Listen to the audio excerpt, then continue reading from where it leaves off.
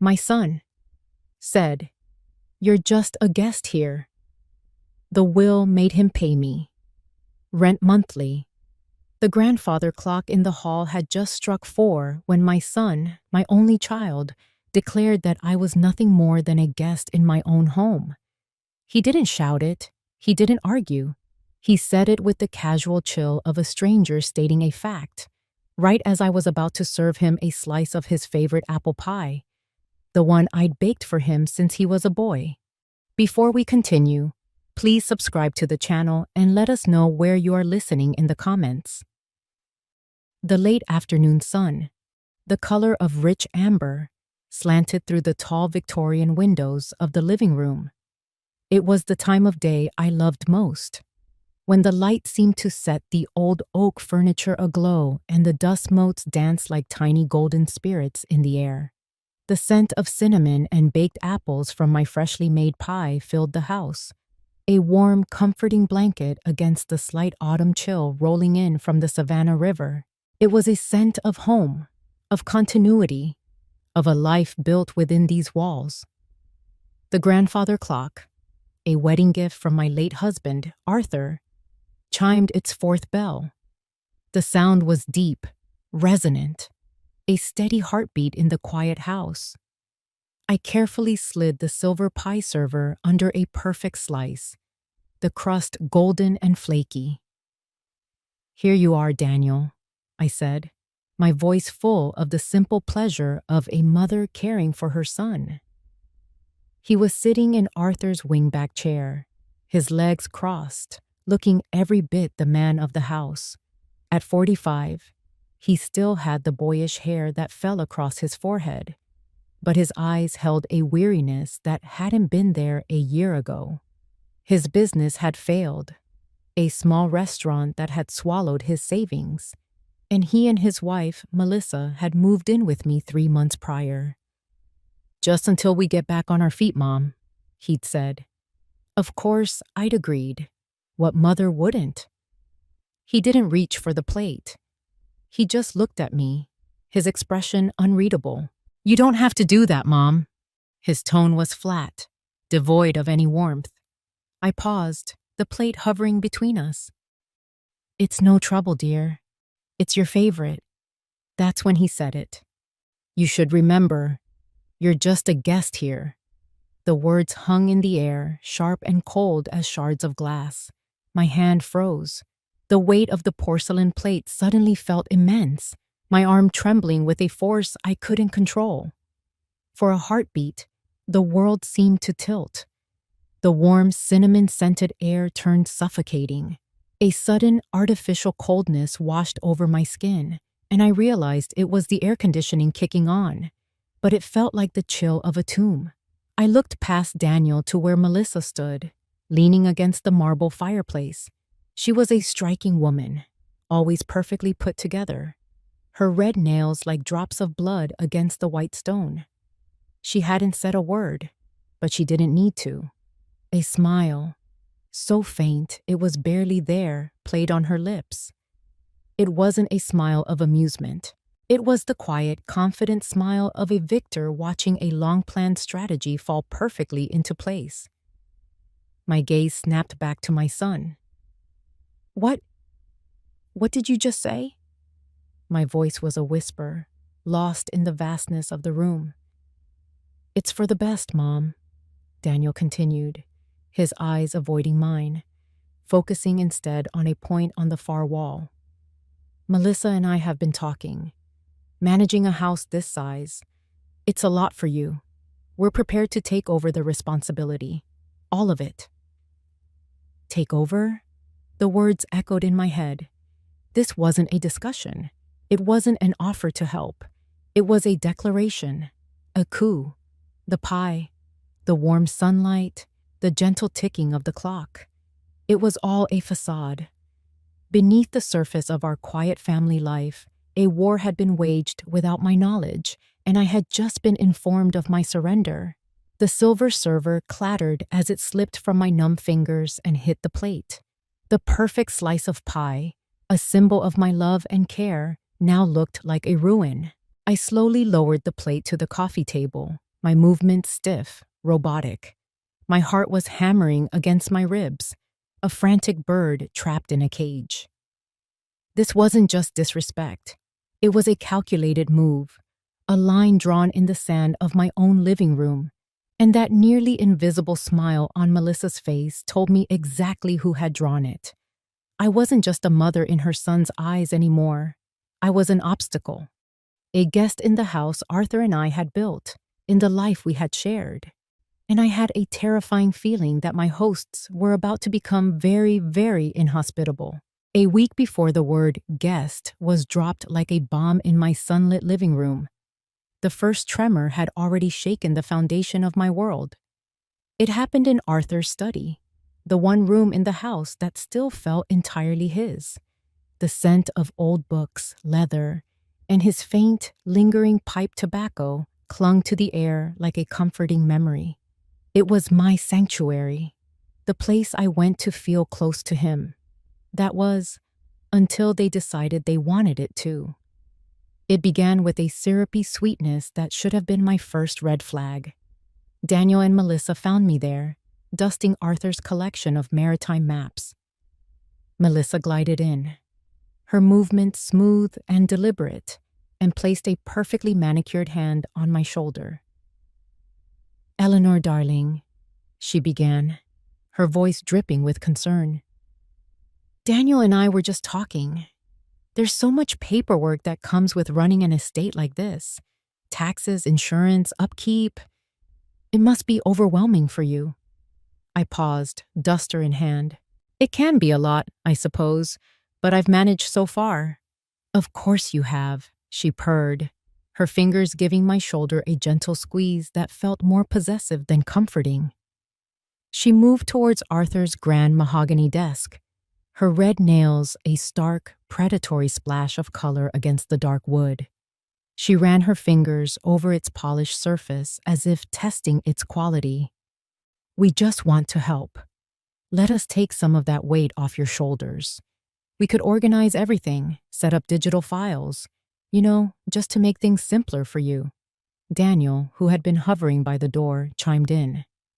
"Yeah, Mom, we're not trying to step on your toes or anything. We just worry about you having to deal with all this alone."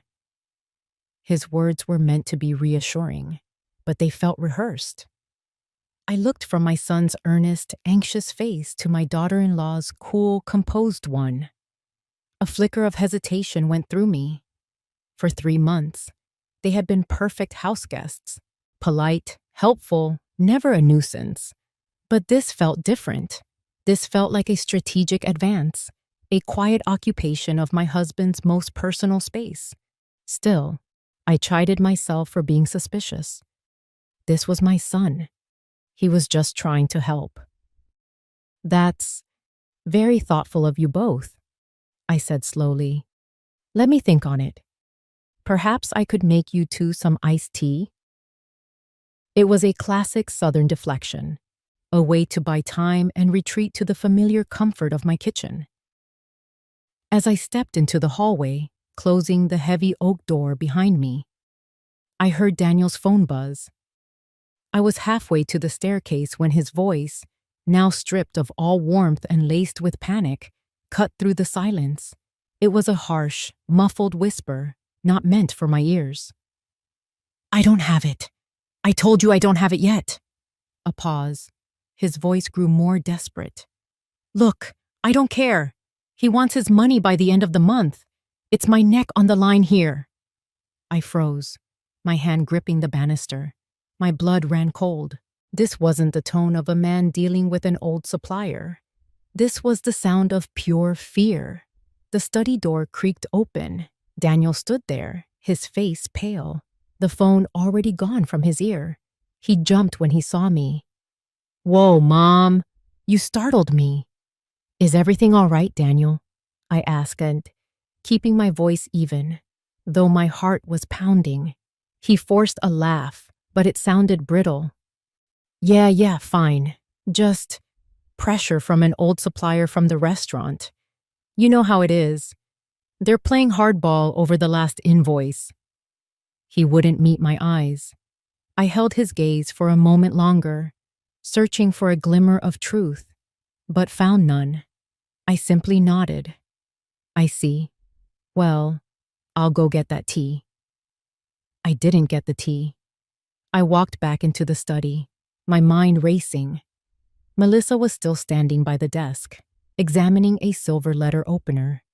She looked up and gave me a serene smile, as if nothing had happened. The lie hung in the air between us, thick and suffocating. My eyes drifted to the large, oil-painted portrait of Arthur that hung above the fireplace. He looked out from the canvas with a steady, knowing gaze. He had always been the shrewd one, the one who could read a contract and a person in an instant. I looked into his painted eyes and felt a pang of deep unease. What kind of supplier threatens a man's neck over an invoice? Melissa's fingernail began to tap, tap, tap against the mahogany desk. The sound, once just an idle habit, now seemed sinister. It was the sound of a clock ticking down. My initial hesitation had now curdled into a cold, hard knot of suspicion. The first crack in the foundation of my trust had appeared, and I had the sinking feeling the whole house was about to come down. The day after my son's pronouncement, the house was suffocatingly quiet. The amber sunlight that I had once loved now seemed to cast long, accusatory shadows in every corner. Every creak of the floorboards, every rustle of the autumn leaves against the window pane, sounded like a whisper behind my back. The feeling of being a stranger in my own home had settled deep into my bones, a cold, persistent ache. I spent the afternoon in the living room, surrounded by boxes of old photographs and keepsakes. I told myself I was organizing, but really, I was searching. I was looking for a time before my son's eyes had turned cold, before my daughter-in-law's smile held the sharp edge of a knife. I needed an anchor, something to hold onto in this new, treacherous reality. But the unease from Daniel's panicked phone call and Melissa's calculated ambition wouldn't leave me. It was a splinter under my skin, a constant nagging irritation. Something was terribly wrong, and I was tired of pretending otherwise. My hand brushed against an old, ornate carriage clock on the mantelpiece, a piece Arthur had inherited. It hadn't worked in years. Suddenly, an idea took root. It was a long shot, but it was better than sitting here, waiting for the next blow to fall. I needed advice, not just any advice, but counsel from someone who knew Arthur, who understood the world we came from. I picked up the phone and dialed a number I knew by heart. It rang twice before a warm, familiar voice answered. Abernathy? Thomas? It's Eleanor Whitford. Eleanor, what a pleasant surprise. To what do I owe the honor? Thomas Abernathy had been Arthur's closest friend, a local historian with a mind as sharp as a tack and a deep love for Savannah's soul. I put on my most casual voice. I hope I'm not disturbing you, Thomas. I was just doing a bit of tidying and came across that old clock of Arthur's, the French one. I was wondering if you might know someone who could appraise it. I wouldn't even know where to begin. It was a flimsy excuse, but it was the best I could come up with. Ah, the old brass beauty. A fine piece.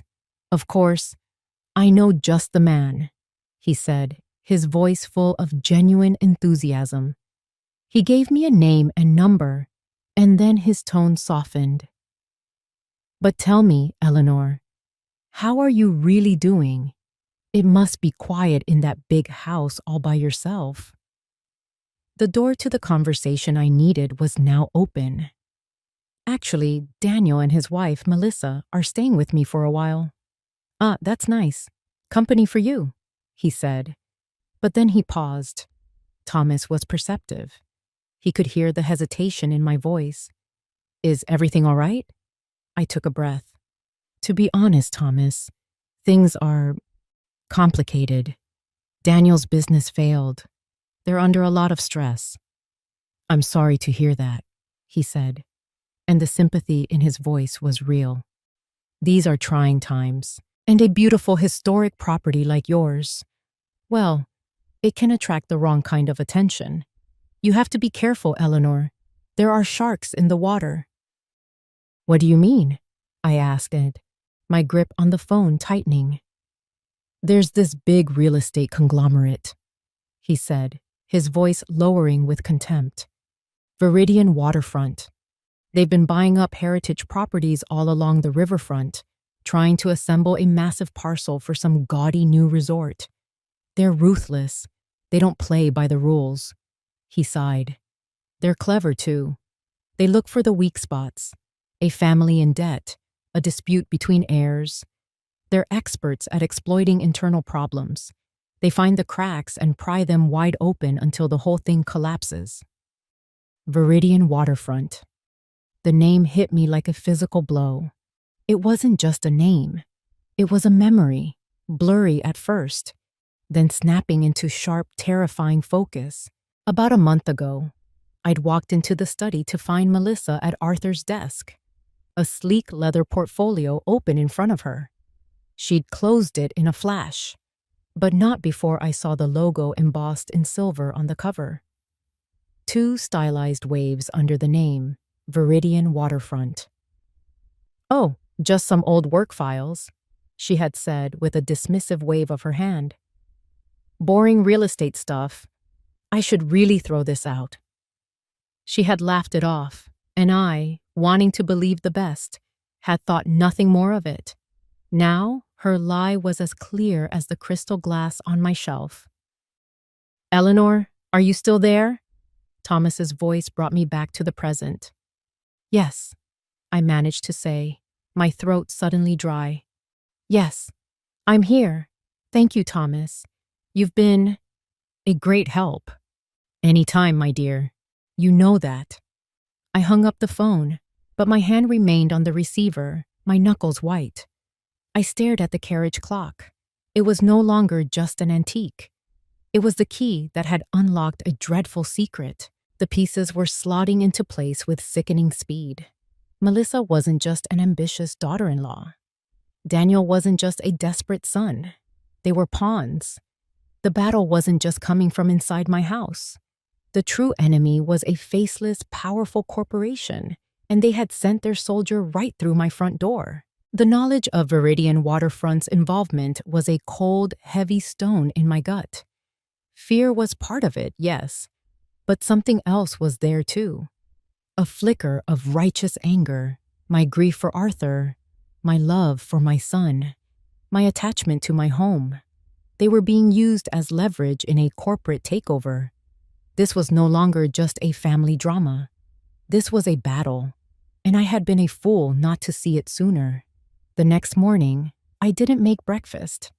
I got dressed in my most respectable suit, the charcoal gray one I used to wear to board meetings, and drove to the law offices of Harris, Finch, and Associates. Mrs. Harris's office was a fortress of knowledge, with floor-to-ceiling bookshelves filled with leather-bound legal volumes. The air smelled of old paper and quiet authority. She was a woman in her late 50s, with sharp, intelligent eyes and an air of calm competence that immediately set me at ease. She had been Arthur's lawyer, and now she was mine. Eleanor, thank you for coming in, she said, gesturing to a plush armchair opposite her large oak desk. Your call sounded urgent. There was no point in beating around the bush. I laid it all out for her. The coldness from Daniel, his chilling declaration that I was a guest, the panicked phone call about a debt, and finally, the name that tied it all together, Viridian Waterfront. She listened patiently, her hands steepled on her desk, not interrupting once. When I finished, she didn't look surprised. Instead, a slow, knowing smile touched her lips. Eleanor, she said, her voice calm. Arthur was a brilliant man. He wasn't just a businessman. He was a strategist. He loved you very much, and he foresaw that a day might come when you would need protection, not just from the outside world, but potentially from the inside as well. She swiveled in her chair and retrieved a thick burgundy folder from a locked cabinet. The front was marked Whitford Arthur, Last Will and Testament. She placed it on the desk between us. The seal was made of crimson wax, embossed with Arthur's family crest. Your husband's will isn't just a document, Eleanor. It's a fortress, and it has 3 very distinct, very strong walls of defense. She opened the folder and turned it to face me. The first wall is something you're likely aware of, the life estate. She pointed to a paragraph of dense legal text. In simple terms, this house and everything in it are legally yours to use and occupy until the day you die. You are not a guest. You are, for all legal intents and purposes, the master of this house. Daniel can't sell it. He can't mortgage it. And he certainly can't evict you. Not now. Not ever. A wave of relief washed over me, so potent it almost made me dizzy. But Mrs. Harris held up a hand. That's just the outer wall. It protects you. The second wall allows you to fight back. My eyes widened. It's what Arthur called the residency clause. She continued, a glint in her eye. It states that any legal heir, namely Daniel, who chooses to reside in the property while you hold the life estate is required to pay fair market value rent determined by a third-party appraiser on a monthly basis. I stared at her speechless. Rent. He wanted his own son to pay rent. Arthur knew Daniel had a weakness for get-rich-quick schemes, Mrs. Harris explained gently. He worried Daniel might try to use this house as a free ride. This clause ensures that doesn't happen. Living here is not his right. It's a privilege he has to pay for. She then leaned forward, her voice dropping slightly. But it's the third wall, Eleanor, that is the true masterstroke. It's what I like to call the time bomb. Arthur named it the legacy clause. She tapped a final critical paragraph. This clause dictates that in the event of your death, or if you are ever forced to relinquish your life estate against your will through coercion or duress, the ownership of the entire property does not pass to Daniel. Then who? I whispered. It passes, in its entirety and immediately, to the Savannah Heritage Preservation Fund. The air left my lungs. It was brilliant. It was ruthless. It was so perfectly Arthur. Mrs. Harris leaned back, letting the weight of it all sink in. Do you see, Eleanor? They can't get the house by waiting for you to die. They can't get it by forcing you out. If they try, the prize vanishes forever. Viridian Waterfront gets nothing. Melissa gets nothing. Daniel gets nothing. She looked at me, her gaze steady and firm. Their one and only path to victory is to break your spirit. They have to harass you, manipulate you, and wear you down until you willingly sign a document handing over your rights. That's their only move. I went from stunned to relieved to a state of cold, clear understanding. I finally saw the whole board. This wasn't a simple eviction. This was a siege, and they were trying to starve me out from the inside. I looked out the window at the bustling Savannah streets, but I didn't see them. I saw a battlefield, and I finally knew the rules of engagement. Armed with the knowledge of Arthur's brilliant foresight, I was no longer a victim waiting for the next attack. I was a queen on a chessboard, and it was my turn to move. I called Daniel and Melissa to the dining room that evening under the pretense of a family financial meeting. The stage was set not for a meal, but for a reckoning. The long mahogany dining table, polished to a mirror shine, reflected the cold white light of the crystal chandelier. It felt less like a family gathering place, and more like a boardroom, or perhaps a courtroom. I sat at the head of the table, in the chair that had been Arthur's. To my right sat Mrs. Harris, a calm, formidable presence with a leather briefcase at her feet. Her attendance alone had already set Daniel on edge. He and Melissa sat opposite us, a tangible tension radiating from them. Daniel fidgeted with his cufflink, his eyes darting from me to the lawyer and back again. Melissa, however, was a picture of composure, her hands folded neatly on the table, her expression a mask of polite curiosity. I let the silence stretch, letting the weight of the moment build. Finally, I spoke, my voice even and clear, betraying none of the turmoil I'd felt just days before. Thank you both for coming. I won't beat around the bush. We need to formalize the living arrangements in this house. From her briefcase, Mrs. Harris produced 2 documents, sliding one across the polished wood towards them. It landed with a soft, definitive thud. "What is this?" Daniel asked, his voice sharp with suspicion. "It's a lease agreement," I said simply. Daniel stared at the document as if it were a snake. He looked up at me, his face a mixture of disbelief and fury. "A what? You're kidding me. A lease? In my own family's home?" "According to your father's will," Mrs. Harris interjected, her tone crisp and professional. "Mrs. Whitford holds a life estate. Any heir residing on the property is required to pay fair market rent. It's all there in black and white." Daniel's face, which had been pale, now turned a blotchy red. "This is insane. I'm her son. You expect me to pay rent to my own mother?" He turned to me, his voice pleading and angry at the same time. "Mom, what is this? After everything I've been through?" "This has nothing to do with my feelings for you, Daniel," I said, my voice firm but not unkind. "This is about respecting the legal framework your father put in place to protect this home, to protect his legacy. You told me I was a guest here. Guests, as you know, often pay for their accommodations." The barb hit its mark. He recoiled, sputtering, unable to form a coherent sentence. He was all raw, wounded emotion. But Melissa was different. While Daniel was falling apart, she had calmly picked up the document. Her eyes, sharp and intelligent, scanned the pages. She wasn't reading the emotional subtext. She was analyzing the terms of engagement.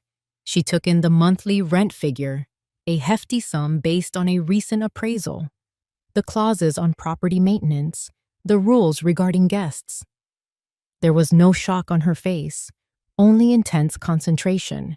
She read for a full minute in complete silence, the only sound in the room being Daniel's heavy, indignant breathing. When she finished, she placed the document neatly back on the table. She looked up, not at me, but at Mrs. Harris, a flicker of professional respect in her eyes. Then, her gaze shifted to me. She smiled, a thin, cold curve of her lips. "Of course, Mother," she said, her voice smooth as silk. "Everything should be clear and official. It's for the best." She reached into her purse, pulled out an elegant fountain pen, and uncapped it with a decisive click. Daniel watched, horrified. "Melissa, what are you doing? Don't sign that." She ignored him completely, her eyes locked with mine, a silent challenge passing between us. With a steady hand, she signed her name on the signature line, the flourish of the pen a declaration of war. The sound of the nib scratching across the heavy paper echoed in the silent room. It wasn't the sound of defeat. It was the gunshot signaling the start of a new, more brutal battle. She pushed the signed document back across the table. "There, all settled." I looked at her signature, then back at her chillingly calm face. I had won the first move, forcing their hand. But her signature wasn't a surrender. It was an acceptance of the terms. She was telling me, without a single word, that she was ready to play the game, no matter the cost. My victory felt hollow, replaced by the cold certainty that the real fight for my home and my soul had only just begun. Signing the lease agreement wasn't the end of the battle. It was the beginning of the war. A cold war, fought not with raised voices but with silent, calculated acts of psychological sabotage. The gloves were off, and Melissa began her campaign immediately. Her strategy was clear. She couldn't force me out, so she would make my sanctuary so unbearable that I would run out on my own. It was death by 1,000 cuts, and she was the master of the blade. It started 2 nights later. I was woken from a deep sleep by a throbbing bass sound that vibrated through the floorboards. Music, loud and intrusive, was blasting from the downstairs living room. I looked at the clock. It was 1 in the morning. I put on my robe, my heart pounding with a mixture of anger and apprehension, and went to investigate. My living room was filled with strangers. Young, loud, fashionably dressed people I had never seen before were dancing, spilling drinks on my Persian rug, and laughing at a volume that felt like a physical assault. Daniel was in a corner, looking deeply uncomfortable. But Melissa was in her element, gliding through the crowd like a queen, a triumphant smile on her face. She saw me standing on the stairs and waved, her expression one of perfect innocence. "Mother, I'm so glad you're up. Come and meet our friends," she shouted over the din. I just stood there, frozen, a ghost in my own home. The next morning, the house reeked of stale alcohol and perfume. There was a dark, sticky stain on the rug. Melissa was in the kitchen, humming as she made coffee. "Good morning," she chirped. "Did the music bother you? I am so terribly sorry. A few friends just dropped by to celebrate a new business opportunity for Daniel. We lost track of time." It was a blatant lie, delivered with the sweetest of smiles. There was no business opportunity. This was a show of force, a demonstration that my rules, my peace, no longer mattered. The next cut came a few days later. In the solarium sat a prized orchid, a delicate white phalaenopsis that Arthur had given me on our last anniversary together. I watered it, fed it, and tended to it with a devotion that bordered on religious. It was a living piece of my husband's love. One afternoon, I walked in to find its petals shriveled and brown, its leaves limp and yellowed. The soil was bone dry. It had been starved of water for days. I felt a sharp, physical pain in my chest. I knew I hadn't forgotten it. I never forgot. Melissa appeared in the doorway, a look of theatrical horror on her face. "Oh my goodness, your beautiful orchid," she gasped, rushing over. "Oh, Eleanor, I am a complete idiot. I moved it to dust the table last week and must have forgotten to put it back in its usual spot.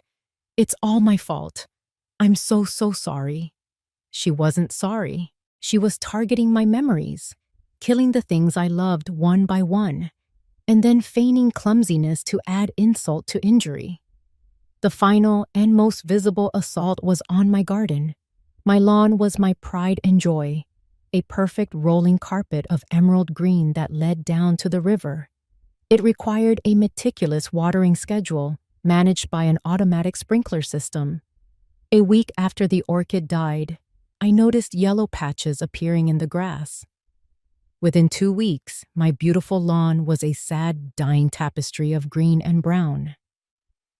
"The sprinkler system must be on the fritz," Melissa said with a sigh, looking out the window. "Such a shame. These old houses, they require so much upkeep, don't they? It's hard to stay on top of everything when you're all alone." Her words were the true poison. Each broken object, each dead plant, each chaotic night was designed to build a narrative. "You're too old. You can't manage this place. You're failing." I felt exhausted. The house, once my refuge, had become a minefield. I was constantly on edge, walking on eggshells, waiting for the next subtle act of cruelty. For a fleeting moment, I felt the pull of surrender. Maybe they were right. Maybe it was too much. That evening, I stood in Arthur's study, feeling the weight of defeat settle on my shoulders. My gaze fell upon his portrait above the fireplace, He looked out with that steady, confident expression, his eyes seeming to hold a spark of the same resolve I had seen in Mrs. Harris's office. He had built this fortress for me. He had trusted me to defend it. I thought of Melissa's smug smile, of the strangers dancing on my rug, of my withered orchid. The exhaustion was burned away by a sudden hot surge of anger. This wasn't just about a house. This was about my life with Arthur, our shared history, our legacy. I would not let a corporate predator in a designer dress tear it all down with cheap psychological games. I straightened my shoulders, the weariness replaced by a cold, hard resolve. She had started a war of attrition. Fine, I would show her just how much I had in reserve. The psychological war raged on for another week, a steady rhythm of small cruelties and feigned apologies. I held my ground, meeting each of Melissa's provocations with a calm, unshakable resolve that I knew was driving her mad. But my anger towards Daniel was a different matter. It had hardened into a cold, heavy stone in my heart. He was a willing accomplice, a traitor to his own family, and I could barely stand to look at him. That all changed on a Tuesday evening, just as the sun began to set, painting the sky in shades of bruised purple and orange. I was in the kitchen, wiping down the counters, when I saw movement in the backyard near the wrought iron gate that led to the river walk. A man was standing there. He wasn't one of the usual tourists or joggers. He was tall, impeccably dressed in a dark tailored suit that seemed out of place in the humid savannah air. He stood perfectly still, his hands in his pockets, simply staring at the house. There was an unnerving stillness about him, the coiled energy of a predator. Just then, Daniel walked into the kitchen to get a glass of water. He glanced out the window, and the color drained from his face. The glass slipped from his hand and shattered on the tile floor, but he didn't even flinch. His eyes were wide with a terror so profound it made my breath catch in my throat. "Daniel?" I asked. But he didn't hear me. He was already moving, practically sprinting towards the back door. "Stay here," he hissed over his shoulder, his voice tight with panic. "Don't come out." I ignored him. I moved to the large bay window in the dining room, which offered a clear, unobstructed view of the back lawn. I watched as Daniel stumbled out, his hands held up in a placating gesture.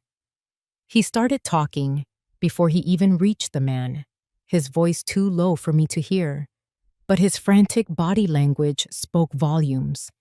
He was begging. The man in the suit listened without a single change in expression. He was the picture of calm, dangerous authority. He let Daniel talk himself out, his words tumbling over one another in a desperate torrent. When Daniel finally fell silent, the man slowly removed one hand from his pocket. I braced myself, my mind flashing with terrible possibilities. But he didn't strike him. He simply reached out and placed a hand on Daniel's shoulder, giving it a gentle squeeze. It looked almost friendly, but I saw Daniel flinch as if he'd been burned. The man said something, just a few quiet words. Then he turned his head, and his eyes, cold and sharp as chips of ice, locked directly onto mine through the window. It was a look of pure, predatory assessment. He was sizing me up, evaluating the asset, the obstacle. A chill ran down my spine that had nothing to do with the evening air. Then he gave Daniel's shoulder one last, firm pat, turned, and walked away as calmly as he had arrived. Daniel stood frozen for a long moment, his shoulders slumped in defeat. He looked broken. The anger I had been nursing for weeks suddenly evaporated, replaced by a sickening wave of pity and a new, more potent fear. My son wasn't a wolf, circling his aging mother. He was a lamb, tethered to a post, and a much bigger, much more dangerous wolf was circling him. And I knew, with a certainty that made me feel ill, that Melissa was the one holding the rope. That night, I couldn't sleep. The image of that man's cold eyes was burned into my mind. Around midnight, when the house was silent, I crept into the small study Daniel had been using as a temporary office. It was tidy, Melissa's influence, no doubt, but I had a desperate need to find something, anything, that would explain the terror I had seen on my son's face. I found it in the small wastebasket beside the desk. It was a single piece of paper, crumpled into a tight ball. My hands trembled as I smoothed it out. It was a notice, but not from any bank or credit card company. The letterhead was just a single, stylized initial. It was a demand for payment. The amount listed made me gasp. It was a staggering sum, far more than what a failed restaurant could have possibly owed. But it was the handwritten note at the bottom that made my blood run cold. It wasn't a polite reminder. It was a threat, written in crude block letters. The interest is accruing. So are the consequences. We know where you live.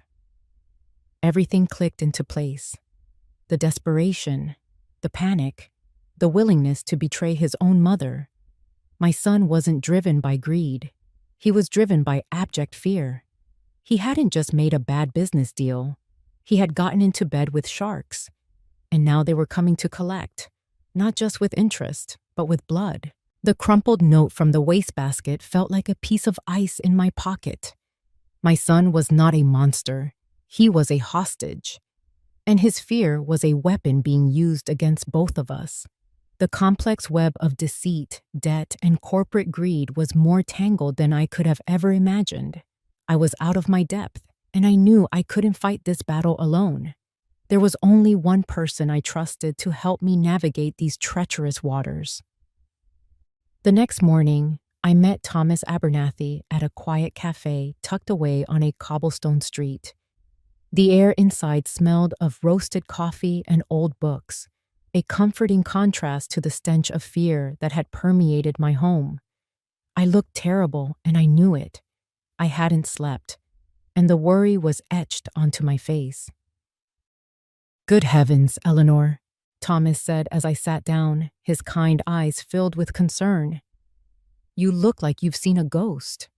"Worse, Thomas," I replied, my voice low. "I've seen the truth." I didn't waste any time. I laid out the whole ugly story, from the guest comment to the lease agreement, from the campaign of psychological warfare to the terrifying man in the suit. Finally, I took out the crumpled note and slid it across the table. I told him about the Viridian waterfront logo I'd seen on Melissa's portfolio. I told him everything. He listened, his expression growing more grave with every word. He smoothed out the threatening note, his historian's fingers treating it like a fragile, dangerous artifact. When I was finished, he was silent for a long moment, staring out at the tourists meandering past the window. "A wolf in sheep's clothing," he finally murmured, his gaze returning to me, hard as granite. "And she's led the whole pack right to your door." He tapped a finger on the table. "Viridian is one thing, Eleanor, but this note, this speaks to something far more thuggish. These aren't corporate lawyers. These are vultures." "What can I do, Thomas?" I asked, my voice trembling slightly. "Daniel is trapped." "First, we need to prove it," he said, his voice taking on a new determined edge. "We need to connect Melissa directly to Viridian. A hunch isn't enough. We need a smoking gun." He leaned forward. "In this town, Eleanor, history has a way of leaving a paper trail. People think the past is buried, but it's all there if you know which archives to dust off. Give me 2 days." True to his word, he called me exactly 48 hours later. "Meet me at my office," was all he said. His office was a wonderful, cluttered space above an antique shop filled with maps, historical documents, and the quiet dignity of the past. He had 2 documents laid out on his large oak desk. He didn't say a word, just gestured for me to look. The first was a printout of an old internal corporate newsletter from Viridian Waterfront, dated 3 years ago. The headline read, "Celebrating our top performers." And there she was, a picture of Melissa smiling brightly, shaking hands with a senior executive. The caption below was what made my breath catch in my throat. Melissa Sterling, her maiden name, is once again our employee of the quarter, recognized for her outstanding and aggressive tactics in project development and land acquisition. Land acquisition. The corporate speak for taking people's homes. My hand trembled as I reached for the second document. It was a large architectural drawing, a development plan. It showed a sprawling, luxurious resort complex along the riverfront. I saw the familiar outlines of neighboring properties, all marked as acquired. And there, in the very center, the undeniable centerpiece of the entire project, was my home. It was labeled not with our address, but with a title that dripped with corporate avarice, the Crown Jewel Villa. I sank into a chair, the papers slipping from my fingers. It all made a sickening kind of sense. The courtship, the whirlwind romance, the sudden marriage to a man in financial trouble who just so happened to be the sole heir to the most critical piece of property Viridian needed. It wasn't a love story. It was a corporate merger. My son hadn't found a wife. He had been targeted by a specialist, an expert in acquiring land from vulnerable families. And I wasn't just an inconvenient mother-in-law. I was the final obstacle, the last holdout, the jewel that had to be pried from its setting, no matter the cost. Every smile, every kind word, every moment of feigned family affection had been a lie, a carefully executed step in a long-term hostile takeover. The trap was set. I called it a family meeting regarding financial matters, a formal, sterile phrase designed to ensure their attendance. The chosen venue was not the dining room, but Arthur's study. It was a room that commanded respect, a room of authority, and tonight, it would serve as my courtroom. The air was thick with unspoken accusations before a single word was uttered. I sat behind Arthur's mahogany desk, the polished wood cool and solid beneath my hands. The evidence lay in a neat folder before me. To my left sat Mrs. Harris, her posture perfect, her expression neutral but radiating legal authority. To my right was Thomas Abernathy, his presence a quiet historical testament to the legacy they had tried to destroy. We were the council, the protectors of the Queen, and the board was finally set for the endgame. Daniel and Melissa entered, and I saw them falter for a moment at the sight of my assembled allies. Daniel's eyes widened slightly, a flicker of a trapped animal. He knew this was no simple discussion about household bills. Melissa, however, quickly regained her composure, her mask of polite concern clicking firmly into place. "Mother," she said, her voice smooth. "Mrs. Harris, Mr. Abernathy, what a formal gathering. Is everything all right?" They sat in the two leather armchairs facing the desk, like defendants before a judge. I didn't answer her question. I let the silence hang in the air, heavy and suffocating. I watched them, letting them stew in the tension. Daniel couldn't sit still, his leg jiggling nervously. Melissa sat perfectly poised, but I saw the slight tight clenching of her jaw. Finally, I opened the folder. I didn't speak. I simply took out the first document, the printout of the Viridian Waterfront newsletter, and slid it across the desk. It came to a stop directly in front of Melissa. Daniel leaned over to see. I watched his face as he processed the image. Melissa, younger, beaming, shaking hands with a man in a suit, his brow furrowed in confusion as he read the headline, "Celebrating our top performers." "What's this?" he asked, looking at me. "Some old award Melissa won?" I remained silent. my gaze fixed on my daughter-in-law. Melissa forced a light laugh, but it sounded like breaking glass. Oh, that old thing. From a lifetime ago. I did a bit of commercial real estate before I met Daniel. It was dreadfully boring. She made to push the paper aside, a dismissive gesture, but I wasn't finished. I took out the second document, the architectural plan for the resort, and laid it on top of the first. I used my finger to trace the property lines, stopping deliberately on the large central plot marked the Crown Jewel Villa. This time, the penny dropped for Daniel. I saw the exact moment the blood drained from his face. His eyes darted from the map to the picture of his wife, and then to me. The confusion was gone, replaced by a dawning, sickening horror. The frantic phone calls, the mysterious debt, Melissa's sudden interest in the house deeds, his own cruel words to me. It all slammed into him at once. He looked at Melissa, his expression one of utter betrayal, as if seeing her for the very first time. "Melissa," he whispered, his voice cracking. "What is this?" For the first time since I had known her, Melissa's composure finally shattered. The mask didn't just crack, it disintegrated. Panic flashed in her eyes, raw and unguarded. "It's nothing," she snapped, her voice suddenly sharp, losing its silky veneer. "It's a misunderstanding. That was an old proposal, a project that never went anywhere. Your mother is twisting things, trying to drive a wedge between us."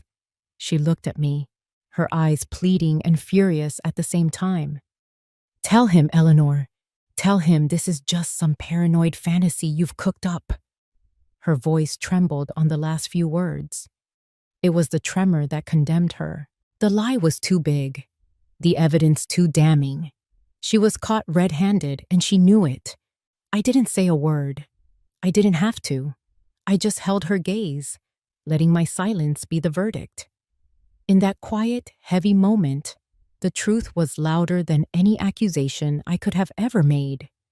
The room was no longer a study. It was a tomb for her deception. And we all stood there, watching her bury herself. The silence in the study was a physical weight, pressing down on us. Melissa's panicked denial hung in the air, a flimsy shield against the mountain of evidence on the desk. Her mask was gone, and what was left was ugly and desperate. I had her cornered. It was time to end the game. I rose slowly from my chair, the movement deliberate, commanding. The room, which had been her stage, was now my courtroom, and I was the judge. I looked first at my son. His face was a canvas of confusion and horror, his world tilting on its axis. "She played you, Daniel," I said, my voice not loud, but sharp enough to cut through his shock. It was devoid of pity, filled only with a cold, hard truth. All of it. The chance meeting, the whirlwind romance. It was a business transaction. You weren't a husband. You were an acquisition, a means to an end. You're just a pawn in her game. His head snapped towards Melissa, a wounded, questioning look in his eyes. "Is that true?" Melissa opened her mouth, but no sound came out. She was trapped. I then turned my full attention to her. She flinched under my gaze. "And you," I said, my voice dropping to an icy calm. "You have lost. You were so focused on breaking my spirit. You never considered that my husband was 10 steps ahead of you. You never considered the third wall of his fortress." A flicker of confusion crossed her face. Mrs. Harris chose that moment to speak, her voice adding the weight of the law to my words. "The legacy clause," she stated simply. "The third and final provision of Mr. Whitford's will. It dictates," I continued, savoring the moment, "that if I am ever coerced into giving up my rights to this house, or upon my death, the entire estate does not pass to Daniel. It is transferred immediately and irrevocably to the Savannah Heritage Preservation Fund." I let the words sink in. Viridian Waterfront will never get this land. Not through you, not through Daniel, not through anyone. The jig is up. Your entire scheme, your sham of a marriage, it was all for nothing. Melissa's face crumpled. The calculating professional vanished, replaced by a desperate gambler who had just lost everything on a final, foolish bet. "No," she whispered, shaking her head. "No, you're lying." "We are not," Mrs. Harris said coolly. "And beyond that, we now have substantial evidence of a conspiracy to commit fraud, using a marriage to fraudulently gain access to and control over an asset. Viridian's lawyers will have a field day with this, but I assure you, so will the district attorney." Just as the last of Melissa's composure was about to shatter, a sound cut through the tension. Ding dong. The doorbell. Its cheerful melodic chime was grotesquely out of place in the funereal atmosphere of the study. Daniel and Melissa both jumped at the sound. I, however, remained perfectly still. I had been expecting it. It was the final nail in the coffin I had so carefully constructed. "I'll get it," Thomas said, rising from his chair with a grim look on his face. We heard his footsteps in the hall, the sound of the front door opening, and a brief, muffled exchange of words. He returned a moment later, holding a crisp, white envelope. He didn't look at me or Melissa. He walked directly to Daniel and held it out. "This is for you, son." Daniel took it, his hands trembling. He tore it open. As he read the document inside, his face went from pale to ashen. He looked up, his eyes wide with a new, more immediate terror. It's a formal summons," he stammered. "From them. They're calling in the debt. All of it. Now." He looked at Melissa, and the last shred of loyalty, of affection, of shared history was incinerated by pure, unadulterated hatred. "You," he choked out, his voice a raw, broken thing. "You did this. You knew they were coming for me. You pushed me to do this to my own mother. And for what? For nothing." He collapsed back into the chair, his head in his hands, and began to sob. Deep, ragged, hopeless sounds of a man whose world had just been utterly and completely destroyed. Melissa stared at him, then at me, her eyes darting around the room like a trapped animal looking for an escape that wasn't there. The mask was gone. The poise was gone. The brilliant, ruthless land acquisition specialist was gone. All that remained was a desperate, defeated woman who had been outplayed, outmaneuvered, and utterly ruined. After Mrs. Harris and Thomas had gone, a heavy, oppressive silence fell over the house. The storm had passed, leaving wreckage in its wake. There were no more tears from Daniel, only a hollow, shell-shocked stillness. From upstairs, I heard the quiet, efficient sounds of drawers opening and closing. Melissa wasn't throwing a tantrum or smashing things. She was simply erasing herself from my home with the same cold precision she had used to invade it. An hour later, I saw the headlights of a taxi sweep across the living room wall. I didn't go to the window. I didn't need to. I heard the front door open and close with a soft click. There was no goodbye, no final, venomous parting shot. She just vanished into the night, a ghost who had failed in her haunting. The house seemed to breathe a collective sigh of relief, the very air feeling cleaner, lighter. I found Daniel sitting in the dark in the living room, slumped in the same wingback chair where he had delivered his cruel pronouncement. He was just a silhouette against the faint moonlight filtering through the windows. The arrogant man of the house was gone, replaced by a broken boy drowning in the ruins of his own making. The sight didn't fill me with triumph, only a profound, aching sadness.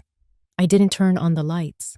I walked over and stood before him, a shadow in the darkness. He didn't look up. "She's gone," he said, his voice a dead, empty monotone. "I know." He was waiting for the lecture, for the recriminations, for the "I told you so." He was waiting for me to pour salt in the wounds he so richly deserved. A part of me, the wounded, angry part, wanted to do just that. But looking at the pathetic figure he cut, I knew it would be a hollow victory. Kicking a man when he's already hit rock bottom serves no purpose. "The men you owe," I said, my voice calm and measured. "The ones who sent the man in the suit. This is not a business debt, is it, Daniel?" He shook his head, a barely perceptible movement in the gloom. "No," he whispered. "They're not businessmen." I had suspected as much. These were predators of a different kind, and they would not be satisfied with legal proceedings. They would tear him apart, and my home, my family name, would be collateral damage. Arthur had protected the house, but I had to decide what to do with the son who had tried to burn it down. "I am going to make you an offer," I said, the words tasting like metal in my mouth. "I will use my own personal funds, money that has nothing to do with your father or this house, to pay them off. I will settle this debt completely and finally." He looked up then, a flicker of disbelief and desperate hope in his eyes. "Mom, you would... But it comes with conditions." I cut him off, my voice hardening. I would not allow him to mistake this for an act of maternal softness. This was a transaction, just like his marriage had been. "The moment the debt is cleared, you will pack a bag and you will leave this house. You will find a job, any job. A waiter, a stock boy, I don't care. You will earn your own money. You will pay your own rent, and you will stand on your own 2 feet. You will receive nothing further from me. Not a dollar, not a phone call. You will be cut loose, entirely on your own." The hope in his eyes died, replaced by the stark reality of his situation. This wasn't a rescue, it was an exile. "This isn't forgiveness, Daniel," I said, my voice leaving no room for argument. "Forgiveness is not on the table tonight. This is a business deal. I am buying my peace of mind and protecting the family name from the gutter you've dragged it into. In return, I am giving you one final chance to rebuild your life as a man, not as a spoiled, frightened boy." The truth, stark and unvarnished, finally broke him. A sound tore from his throat, a raw, guttural sob of pure anguish. He doubled over, his face in his hands, and wept. For the first time in years, I saw my son cry like a child. These weren't the crocodile tears of a man caught in a lie. They were the scalding tears of shame, of loss, of the crushing weight of his own failure. But beneath it all, I sensed something else. The fragile, painful sound of a cage door creaking open. It was the sound of a man finally, utterly, and devastatingly being set free. 6 months can feel like a lifetime. The oppressive, chilly autumn that had mirrored the Cold War within my home had given way to a brilliant Savannah spring. The air, once thick with tension and deceit, was now fresh with the scent of jasmine and the salty tang of the river. The house was breathing again, its old timbers seeming to settle into a peaceful, contented rhythm. And so was I. I was on the veranda, a place I had avoided during the siege, but which was now my favorite spot once more. The morning sun was warm on my face. Beside me, Thomas Abernathy was looking over a set of architectural sketches spread across the wrought iron table. My once dying lawn was a vibrant emerald green again, and the new orchids in the solarium were thriving. "I think adding the welcome kiosk here, just off the main path, will be the least intrusive," he said, tapping a point on the drawing with his pen. "It keeps the historical integrity of the facade intact." "I agree," I said, taking a sip of my tea. "It needs to feel like an invitation, not a ticket booth." We were reviewing the final plans to open the ground floor and gardens to the public for weekend historical tours. The partnership with the Savannah Heritage Preservation Fund, the very organization that had been my ace in the hole, was now a joyful reality. The house was no longer a fortress to be defended, but a legacy to be shared. Tucked into the corner of the sketchbook was a postcard that had arrived the week before. It was a simple, generic picture of the skyline of a city 1,000 miles away. The handwriting on the back was Daniel's, neat and steady in a way I hadn't seen in years. "Mom," it read, "the new job is going well. It's hard work, but it's honest. I hope you are too. D." There was no return address. I hadn't expected one. I had paid his debt, and he had kept his end of the bargain. He had walked out of the house that night with a single bag and hadn't looked back. There was no dramatic reconciliation, no tearful phone calls. But this small 5-sentence message was more meaningful than any grand apology. It was the sound of a man turning a new leaf, of a life being rebuilt from the ground up, brick by painful brick. I felt a quiet pang, not of sadness, but of a mother's distant, cautious hope. He was on his own path now, and for the first time in a long time, it seemed to be leading somewhere other than ruin. "That was a masterstroke, you know," Thomas said, looking up from the plans, his eyes twinkling. "What Arthur did with that will. He played the long game better than anyone I ever knew." "He always did," I smiled. "He trusted that I would know how to play the final hand." I looked out at the river, the water sparkling under the morning sun like a carpet of diamonds. The ghosts of the past few months, Melissa's predatory smile, Daniel's desperate eyes, the cold stare of the man in the suit, felt like scenes from a bad dream, faded and powerless in the bright light of this new day. I had won, but the victory wasn't in the legal clauses or the exposed conspiracies. The real victory was here, in this quiet moment. It was in the peaceful silence of my home, in the budding roses in my garden, in the knowledge that the legacy Arthur and I had built would now be preserved for generations. I was no longer a guest in my own home, nor was I merely its owner. I had become something more. I was its guardian, its keeper, the sentinel of its story. My son had once told me I was just a guest here. In a way, he was right. We are all just temporary guests in the grand houses of our lives. But while I was here, I had defended my right to be the master of my own room, to live with dignity and on my own terms. And that was a victory no one could ever take away. If you enjoyed this story, please like the video, subscribe to the channel, and comment 1 below. If not, feel free to comment 0 so we know and can improve future videos. To hear the next story, click the box on the left. Thank you for watching.